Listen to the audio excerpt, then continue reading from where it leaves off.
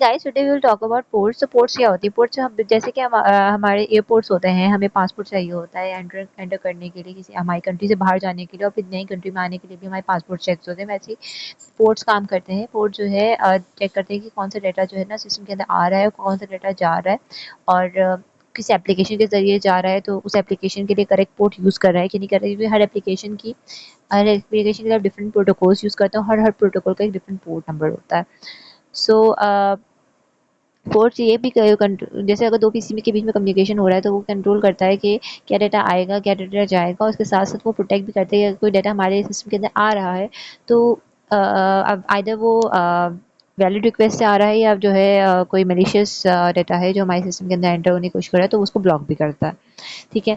तो जैसे कि यहाँ पे एग्जांपल है कि आप जैसे आपके डिवाइस ने किसी सर्वर से कोई वेब पेज लेट से रिक्वेस्ट किया, तो जब वो वापस डाटा भेजेगा ना तो फिर जो हमारा फायरवॉल है वो यहाँ पे काम करता है। वो बेसिकली फायरवॉल में मल्टीपल जो है जो पोर्ट्स होती हैं हमारी उनको ब्लॉक करना, अनब्लॉक करना, ये चीज़ें फायरवॉल करता है। तो क्या होता है जब आप रिक्वेस्ट कर रहे होते हैं ना तो फायरवॉल उस वो स्पेसिफिक जो है ना पोर्ट खोल देगा और जब वो आपका डाटा आ रहा होगा तो चेक करेगा कि जो पोर्ट्स खुली हुई हैं जिनकी एक्चुअल में रिक्वेस्ट की थी यूज़र ने वही पोर्ट से डाटा आ रहा है, किसी और इनवैलिड पोर्ट से आ रहा है तो अगर इनवैलिड से आ रहा होता है तो उसको ब्लॉक कर देता है।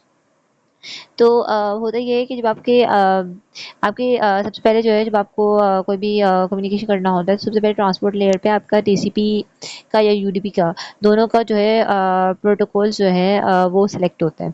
तो एप्लीकेशन लेयर पे आपको प्रोटोकॉल पता चलता है तो उस प्रोटोकॉल के अगेंस्ट जो भी पोर्ट नंबर होता है वो आपके ट्रांसपोर्ट लेयर पे सिलेक्ट होता है। जैसे अगर आप पोर्ट यूज़ करेंगे, यूज़ करेंगे तो उसका पोर्ट नंबर होता है 80, तो वो आपका 80 सिलेक्ट कर देगा। अगर आप सिक्योर वाला यूज़ कर रहे हैं तो HTTPS तो फिर वो 443 कर देगा। तो इसी तरीके से वो पोर्ट्स जो है ट्रांसपोर्ट लेयर पे सिलेक्ट होती है।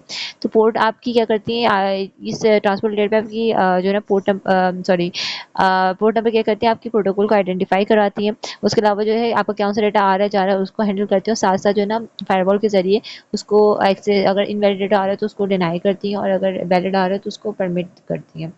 तो इस फॉर्म में जैसे आपने देख रहे हैं ना यहाँ सेंटर पे बहुत सारे ब्लॉक्स बने हुए, तो वो बेसिकली पोर्ट्स हैं।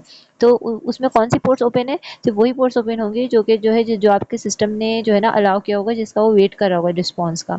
वरना बाकी सारे आप देखें दो ब्लॉक्स हुए हैं तो क्योंकि उसका कोई रिक्वेस्ट सिस्टम की तरफ से है ही नहीं तो इसलिए उसने उसको ब्लॉक किया हुआ है। तो this is how firewall manage to deny or allow the data. I hope you like this video, and if you did then please subscribe to my channel. Happy learning.